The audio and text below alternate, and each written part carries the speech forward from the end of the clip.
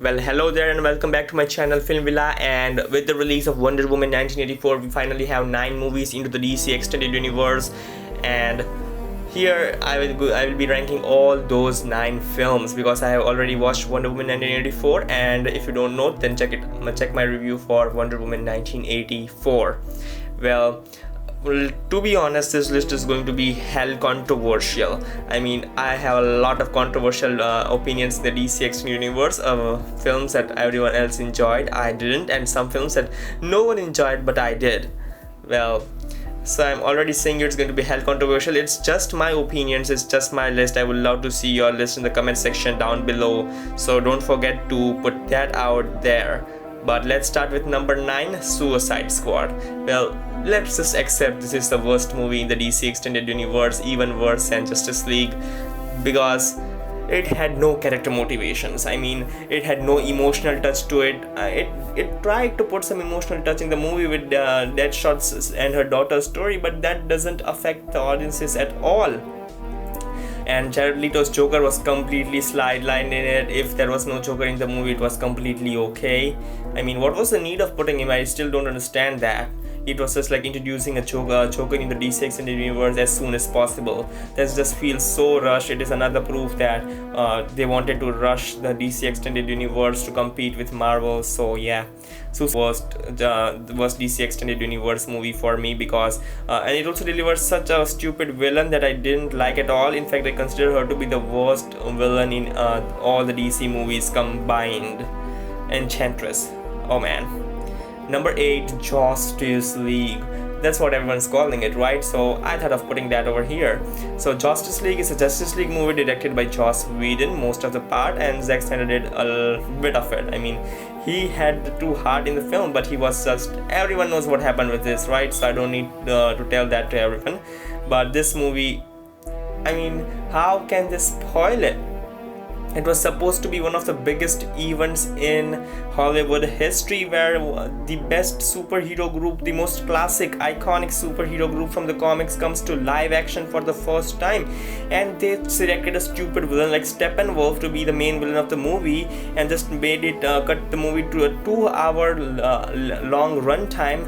I mean, what were they thinking of doing?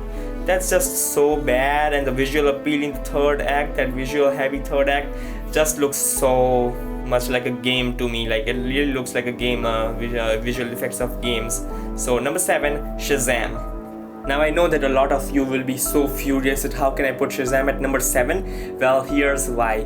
I love the film so much. Yeah, I do love the film so much, and so do I love all the top 7 movies so much. I mean, I was really heavily confused of what to put in this top 7 and how to rank these top 7 films. All of them are so good. I love them all, but I had to go with one of them at number 7. I chose Shazam because it is for me, I'm talking about as I said, it's my opinion, and it's going to be controversial because I think Shazam is the least rewatchable film out of the top 7 movies in the DC Extended Universe according to me.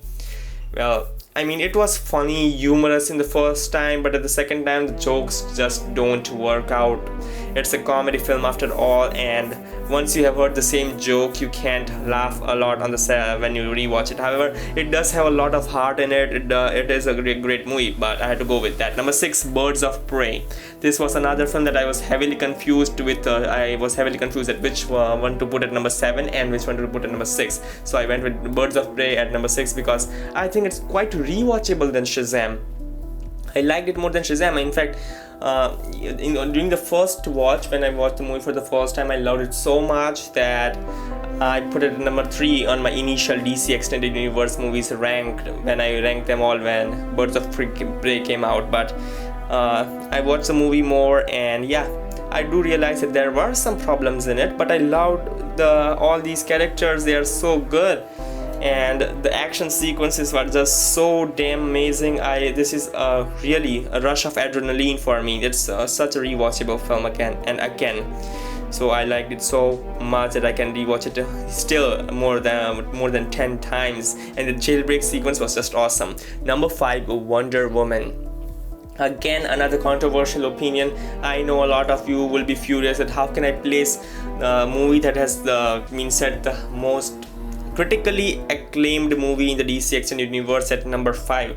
That's just because of the third act. I mean, the first two acts of the movie were so good. They gave us insight of Diana entering into the human world and all that Themyscira in the starting. That was just so good, and it is a superhero classic. I mean, I don't think any female-led superhero movie can be a classic like Wonder Woman. I mean, so it can be better, but not a classic at all. I mean, see, this No Man's Land scene itself makes the movie so classic and so good that I was really worried about putting it at number 5, but I went ahead with it because the third act was horrible. I didn't like the third act except for Steve Trevor's death moment. That was so good. But number 4 is Man of Steel. See, I really like this film. I like the storytelling aspects of this film so much. Like, it shows us how bad it was for Superman as a child. He was bullied, and it shows us Superman's childhood.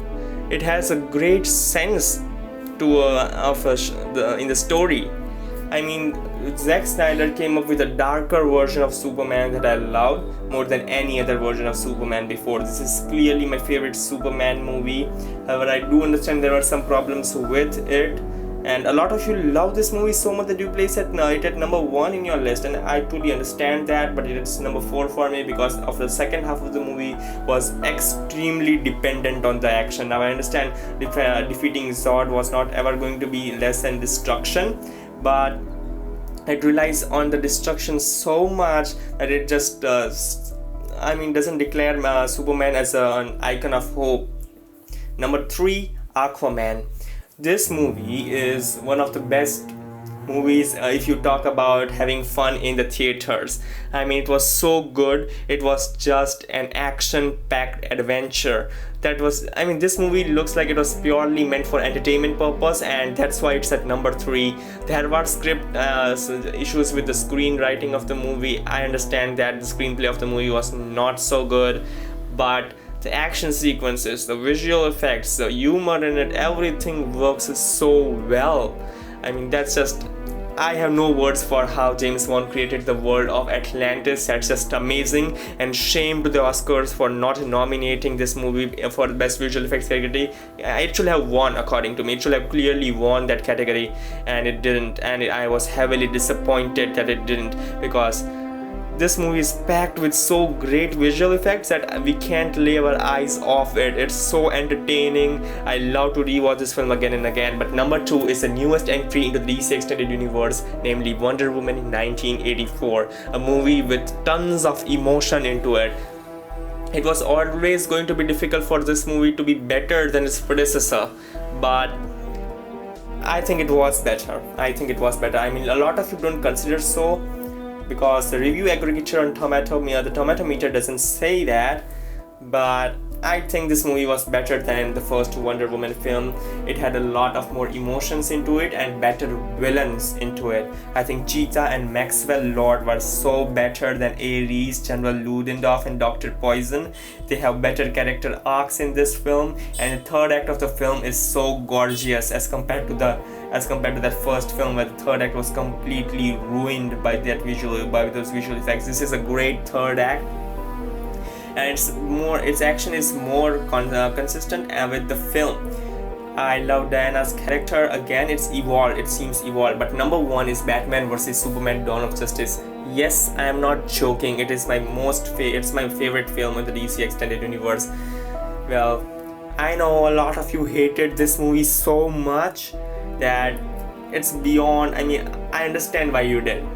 I love this film so much, and still I think it is a lot less than what it could have been. They clearly rushed it out. I'm criticizing the movie that has came at my number 1 pick as my favorite DC Extended Universe movie, but still I'm criticizing it because I understand what fans wanted to see and what they got. But still, it's my favorite DC Extended Universe because seeing those two superheroes fight with each other was a dream come true for a DC fan, and Wonder Woman and that Trinity Unite scene was just so amazing that I wasn't able to put this at a place below that. I mean, it's epic, but still it's a lot less than what it should have been, and I'm okay with that. I mean, okay. So that was my ranking for all the 9 DCEU movies, and I know it's controversial. Share your own ranking down in the comment section down below, and like, share and subscribe Film Villa.